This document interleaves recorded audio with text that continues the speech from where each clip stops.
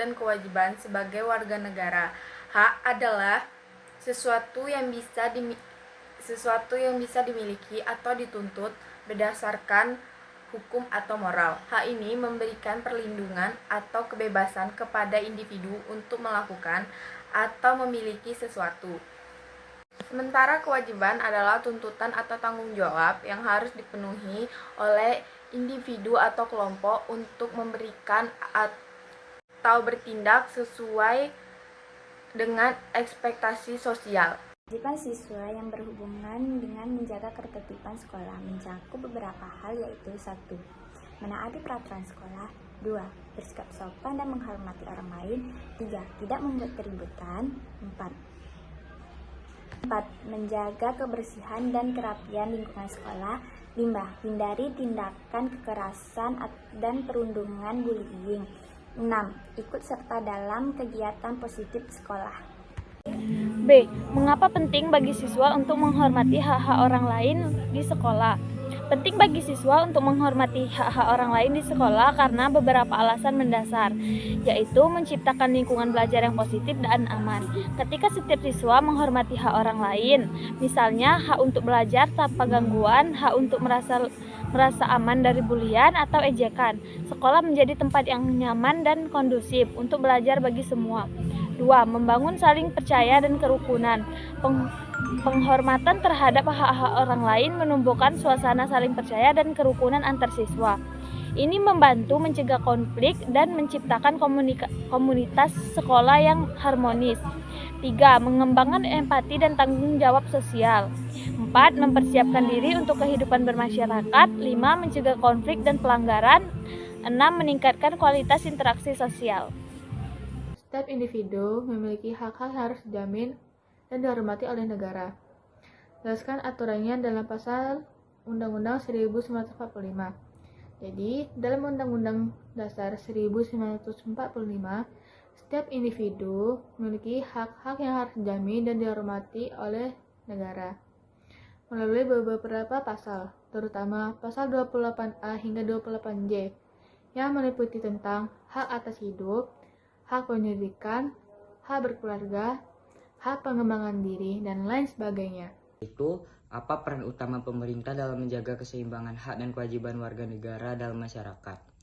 Peran utama pemerintah dalam menjaga keseimbangan hak dan kewajiban warga negara adalah melindungi hak asasi manusia, menegakkan hukum yang adil dan setara bagi semua warga negara, dan juga mengatur dan mengawasi kegiatan masyarakat untuk memastikan keseimbangan dalam hak dan kewajiban. Jelaskan mengapa kewajiban warga negara sangat penting bagi masyarakat demokrasi. Kewajiban warga negara sangat penting bagi masyarakat demokrasi karena merupakan fondasi bagi stabilitas, keberhasilan, dan keberlanjutan sistem demokrasi. Kewajiban warga negara menciptakan lingkungan yang kondusif untuk semua orang untuk hidup dan berkembang. Jelaskan kapan seseorang itu menuntut haknya. Seseorang dapat menuntut haknya ketika hak tersebut tidak diberikan, dilanggar, atau diabaikan oleh pihak lain, baik secara sengaja maupun tidak. Menuntut haknya berarti meminta agar sesuatu yang menjadi hak milik atau hak asasi seseorang dipenuhi sesuai dengan aturan, kesepakatan, atau hukum yang berlaku. 3. Bagaimana cara menentukan status kewarganegaraan seseorang? Contohnya di Indonesia. Status kewarganegaraan seseorang dapat ditentukan berdasarkan asas kewarganegaraan yang berlaku di suatu negara. Di Indonesia, asas tersebut adalah ius sanguinis atau keturunan dan ius soli atau tempat lahir secara terbatas.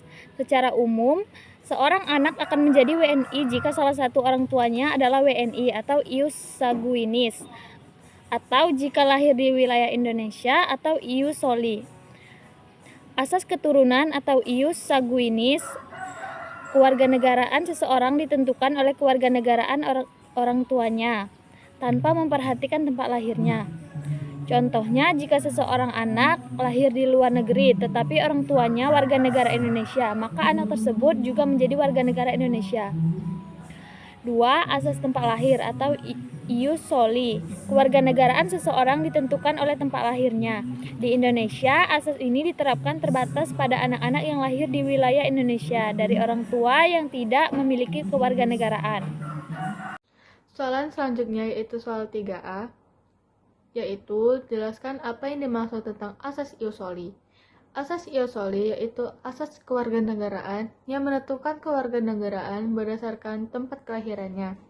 Jadi, jika seseorang lahir di suatu negara, maka ia pasti akan menjadi kewarganegaraan dari negara tersebut, tanpa melibatkan kewarganegaraan dari orang tuanya. Nah, asas ini sangatlah umum di Amerika Serikat, terutama di Amerika Latin.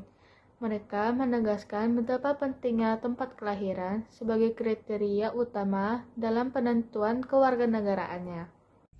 Selanjutnya nomor 3B, yaitu jelaskan tentang azas Ius sanguinis.